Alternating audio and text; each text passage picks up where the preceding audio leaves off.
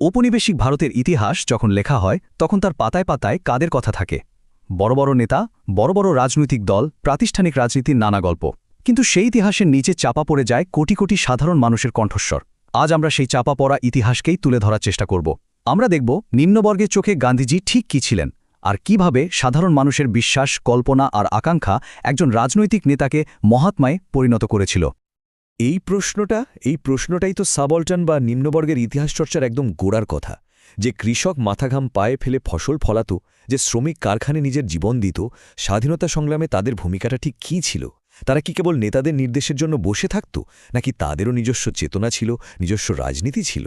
চলুন এই ভাবনাটার গভীরে যাওয়া যাক। ৮০-র দশকে ইতিহাস চর্চার জগতে একটা নতুন ভাবনা এলো, একটা নতুন দৃষ্টিকোণ। নামটা হলো সাবঅল্টার্ন স্টাডিজ। ভাবনার মূল কথাটা খুব সহজ, কিন্তু খুব শক্তিশালী। ইতিহাসকে আর ওপর থেকে দেখা নয়, এবার দেখতে হবে একদম নিচ থেকে।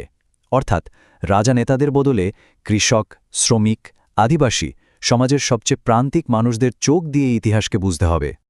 তাহলে ব্যাপারটা দাঁড়াচ্ছে ইতিহাসের যেন দুটো ছবি। একটা ছবিতে আছেন বড় বড় নেতা, প্রতিষ্ঠান, শিক্ষিত সমাজ, মানে এলিটদের ইতিহাস। আর অন্য ছবিটায় সেখানে আছেন সেই নামহীন কোটি কোটি মানুষ, কৃষক, শ্রমিক, আদিবাসী, যারা আসলে নীরবে ইতিহাসের চাকাটা ঘুরিয়ে গেছেন। আসল প্রশ্নটা কিন্তু একটাই, ইতিহাসকে আমরা কার চোখ দিয়ে দেখছি? আর এই ভাবনারই অন্যতম একজন কাণ্ডারি, রণজিৎ গুহ, একটা খুব গুরুত্বপূর্ণ কথা বলেছিলেন। তিনি বললেন, দেখুন, ভারতের জাতীয়তাবাদ মানে শুধু কংগ্রেস বা বড় নেতাদের তৈরি করা একটা প্রজেক্ট নয়। এর গভীরে ছিল সাধারণ মানুষের নিজস্ব উদ্যোগ, তাদের নিজেদের লড়াই, যা ছিল স্বায়ত্তশাসিত। তো এই যে নিম্নবর্গের নিজস্ব রাজনীতির কথা আমরা বলছি, ঠিক এই পটভূমিতেই গান্ধীজির আগমন। আর এটা ছিল একটা যুগান্তকারী মুহূর্ত, কারণ তার আগে পর্যন্ত জাতীয় রাজনীতি ছিল মূলত শহরের শিক্ষিত মানুষের দখলে। গান্ধীজি প্রথমবার গ্রামের কোটি কোটি সাধারণ মানুষকে টেনে আনলেন রাজনীতির একেবারে কেন্দ্রে। কিভাবে?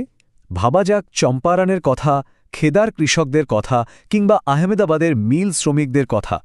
এই আন্দোলনগুলোতে গান্ধীজি কিন্তু শুধু একজন নেতা হিসেবে যাননি, তিনি প্রথমবার সরাসরি ভারতের মাটির মানুষের পাশে গিয়ে দাঁড়িয়েছিলেন। আর এগুলো নিছক রাজনৈতিক কৌশল ছিল না, এখান থেকেই শুরু হচ্ছিল গান্ধীজির সাথে সাধারণ মানুষের এক গভীর আত্মিক যোগাযোগ, যে যোগাযোগটা ভারতের ইতিহাসকে বদলে দিতে চলেছিল। আর ফলটা কি হল? একটা অসাধারণ ব্যাপার ঘটল। সাধারণ গরিব মানুষের কাছে গান্ধীজি আর কংগ্রেসের কোনো বড় নেতা থাকলেন না, তিনি হয়ে উঠলেন তাদের নিজের মানুষ। এমন একজন যাকে দেখে মনে হয় সে আমাদেরই একজন, আমাদের কষ্ট বোঝে, আমাদের ভাষায় কথা বলে। এই যে অনুভূতিটা, এটাই ছিল গান্ধীজির ক্ষমতার আসল উৎস। কিন্তু প্রশ্ন হল কিভাবে একজন মানুষ কোটি কোটি মানুষের এতটা কাছের হয়ে উঠতে পারেন? কি ছিল এই বিপুল ক্ষমতার উৎস? কোনো আইন, কোনো বড় পদ? না, এর উত্তর খুঁজতে গেলে আমাদের একটু সমাজতত্ত্বের দিকে তাকাতে হবে, বিশেষ করে ম্যাক্স ওয়েবারের দিকে। ওয়েবার যাকে বলছেন ক্যারিজমা। ওয়েবারের তত্ত্ব অনুযায়ী এই ক্যারিশম্যাটিক ক্ষমতা বা কর্তৃত্ব কিন্তু কোনো আইন বা প্রথা থেকে আসে না। এটা আসে নেতার একটা অসাধারণ, প্রায় অলৌকিক ব্যক্তিত্বের ওপর মানুষের বিশ্বাস থেকে। সাধারণ মানুষ ভাবতে শুরু করে এই নেতার মধ্যে এমন কোনো ঐশ্বরিক শক্তি আছে যা আর কারোর মধ্যে নেই। গান্ধীজির ক্ষেত্রে এই ক্যারিশমাটা আসছিল কোথা থেকে? আসছিল তার জীবনযাপন থেকে। ভাবুন তো, একটা সামান্য কাপড়ের টুকরো, একটা চাদর আর একটা চরকা। গ্রামের সাধারণ মানুষের কাছে এগুলো কিন্তু কোনো রাজনৈতিক প্রতীক ছিল না। তারা এর মধ্যে দেখত একজন সাধকের আত্মত্যাগ, একটা নৈতিক আর আধ্যাত্মিক শক্তি। অহিংসা বা সত্যাগ্রহের মতো ধারণাগুলো তাদের কাছে ছিল এক বিরাট নৈতিক আদর্শ। কিন্তু আসল ব্যাপারটা আরও গভীর, আর এখানেই সাবঅল্টার্ন ঐতিহাসিকরা একটা মোক্ষম যুক্তি তুলে ধরেছেন। তারা বলছেন, মহাত্মা গান্ধী নিজে নিজে মহাত্মা হয়ে ওঠেননি, তাকে মহাত্মা হিসেবে নির্মাণ করেছিল ভারতের সাধারণ মানুষ, তাদের নিজেদের বিশ্বাস, নিজেদের কল্পনা দিয়ে। এটা মনে রাখা খুব জরুরি যে গান্ধীজি কিন্তু কখনোই নিজেকে মহাত্মা বলেননি। হ্যাঁ, রবীন্দ্রনাথ ঠাকুর তাকেই উপাধি দিয়েছিলেন ঠিকই, কিন্তু এই যে মহাত্মার বিশাল ভাবমূর্তিটা, এটা আসলে তৈরি হয়েছিল গ্রামের মানুষের মুখে মুখে ফেরা গল্পে, তাদের বিশ্বাসে, তাদের কল্পনার জগতে। ঐতিহাসিক শাহিদ আমিন তার অসাধারণ গবেষণায় ঠিক এই ব্যাপারটাই দেখিয়েছেন। উত্তরপ্রদেশের গোরখপুরের কৃষকদের নিয়ে কাজ করে তিনি দেখালেন কিভাবে সেখানকার মানুষ তাদের নিজেদের লোকবিশ্বাস, নিজেদের সংস্কৃতির ছাঁচে ফেলে গান্ধীকে একেবারে নতুন একটা রূপ দিয়েছিল। দিল্লির কংগ্রেসের গান্ধী আর গোরখপুরের কৃষকদের গান্ধী বাবা কিন্তু এক মানুষ ছিলেন না।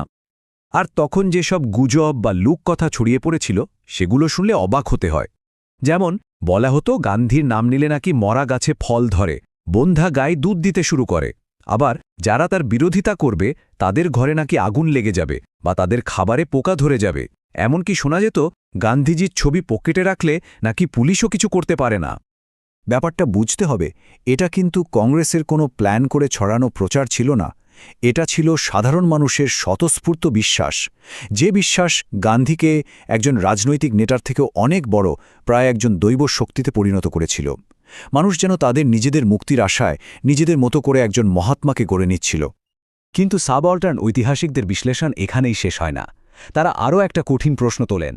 আচ্ছা, গান্ধীজি কি শুধুই মুক্তিদাতা ছিলেন, নাকি তিনি সাধারণ মানুষের এই স্বতঃস্ফূর্ত শক্তিকে একটা গণ্ডির মধ্যে বেঁধেও রাখতে চাইতেন?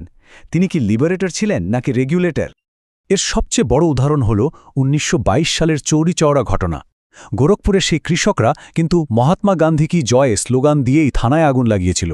কিন্তু সেই হিংসার কথা বলে গান্ধীজি যখন হুট করে গোটা অসহযোগ আন্দোলনটাই বন্ধ করে দিলেন, তখন একটা বড় প্রশ্ন উঠে গেল, তিনি আসলে কার পক্ষে ছিলেন, স্বতঃস্ফূর্ত জনতার নাকি তার নিজের অহিংসার নীতির?